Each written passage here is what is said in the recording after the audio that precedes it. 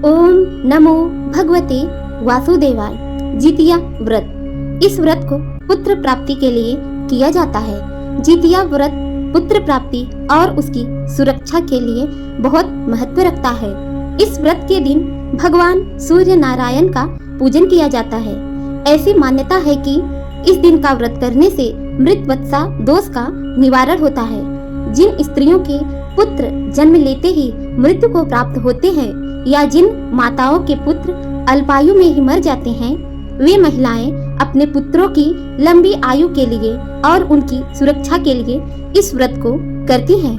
भगवान श्री कृष्ण ने इस व्रत का महात्म्य एक ब्राह्मण को बताया था, जिससे उसके पुत्र की मृत्यु टल गई थी और उसको लंबी आयु की प्राप्ति हुई थी।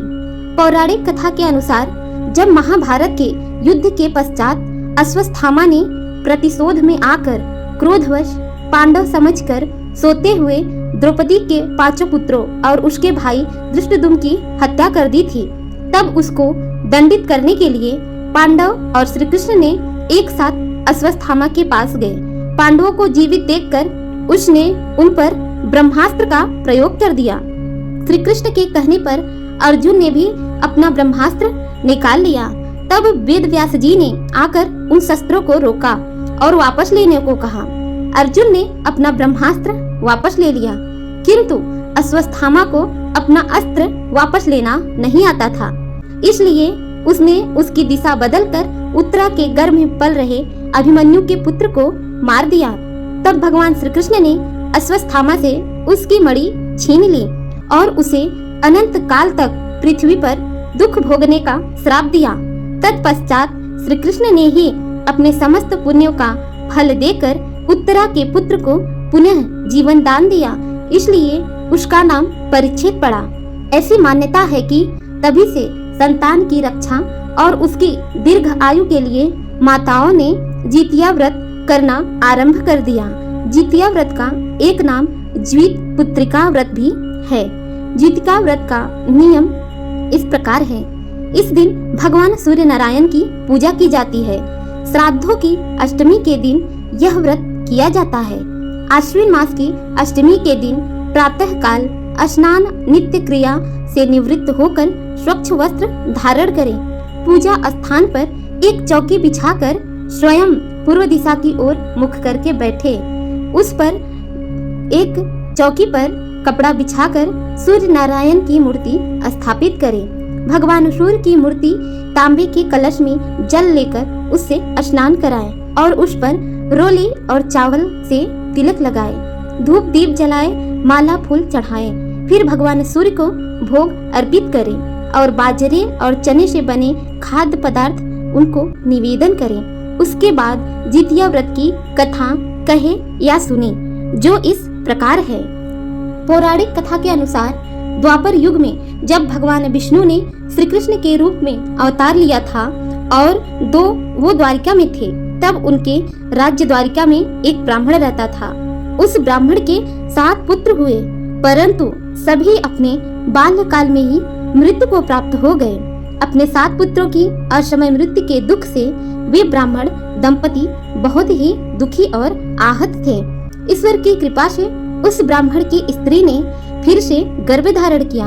अपनी 8वीं संतान की कुशलता की कामना लेकर वो ब्राह्मण भगवान श्री कृष्ण से भेंट करने पहुंचा। भगवान श्री कृष्ण को सामने देखकर उसके अश्रु निकल गए और वो उनके चरणों पर गिर गया। तब श्री कृष्ण ने उसे संभाला और उसके आने का कारण पूछा। तब उस ब्राह्मण ने श्री कृष्ण को कहा, हे द्वारिकाधीश, मेरे 7 पुत्र अपने बाल्यकाल में ही मृत्यु को प्राप्त हो गए।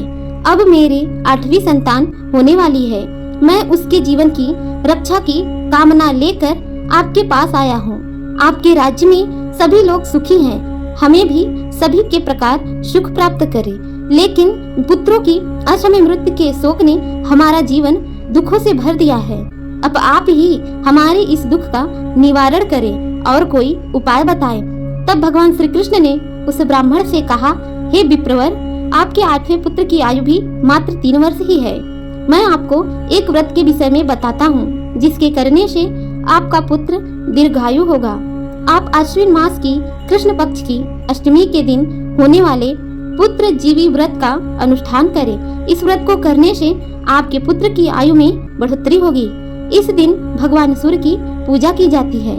तुम पूर्ण श्रद्धा और भक्ति से भगवान सूर्य की पूजा करो और उनसे अपने पुत्र के लिए दीर्घ आयु का आशीर्वाद मांगो। ऐसा करने से तुम्हारे पुत्र की उम्र लंबी होगी। उस ब्राह्मण ने श्री कृष्ण के कहे अनुसार पुत्र जीव व्रत का अनुष्ठान किया और व्रत वाले दिन दोनों पति पत्नी भगवान सूर्य के समक्ष हाथ जोड़कर प्रार्थना किए। उस ब्राह्मण और उसकी पत्नी की भक्ति से प्रसन्न होकर भगवान सूर्य ने अपने गले से एक माला निकालकर उस ब्राह्मण के पुत्र के गले में डाल दी और फिर अंतर्धान हो गए।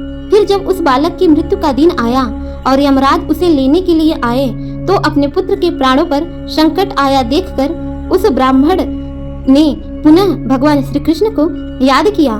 भगवान श्री कृष्ण उस ब्राह्मण की पुकार सुनकर उसकी सहायता के लिए आ गए। तब उस ब्राह्मण ने उनसे कहा कि मैंने आपसे कहा तो आपने जो भी उपाय बताया था मैंने वह उपाय किया था।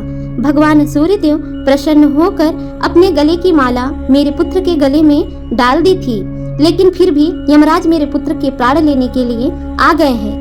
तब श्री कृष्ण ने उस ब्राह्मण से कहा कि तुम उस माला को यमराज के ऊपर डाल दो। उस ब्राह्मण ने वैसा ही किया तो यमराज वहां से चले गए, परंतु उनकी छाया वहीं रह गई और उस छाया पर माला पड़ गई। तब उस छाया ने शनि देव का रूप लेकर श्री कृष्ण से प्रार्थना करी। तब भगवान श्री कृष्ण ने शनि देव पर प्रसन्न होकर उन्हें पीपल के वृक्ष पर रहने का स्थान दिया। ऐसी मान्यता है कि तब से शनि देव की छाया पीपल के वृक्ष पर वास करती है। तब भगवान श्री कृष्ण के आशीर्वाद से उस ब्राह्मण के पुत्र को लंबी आयु की प्राप्ति हुई।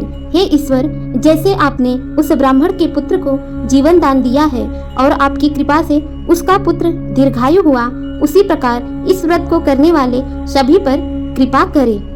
आप सभी को जितिया व्रत की हार्दिक शुभकामनाएं। इस बार जितिका व्रत 6 अक्टूबर को दिन शुक्रवार के रखा जाएगा।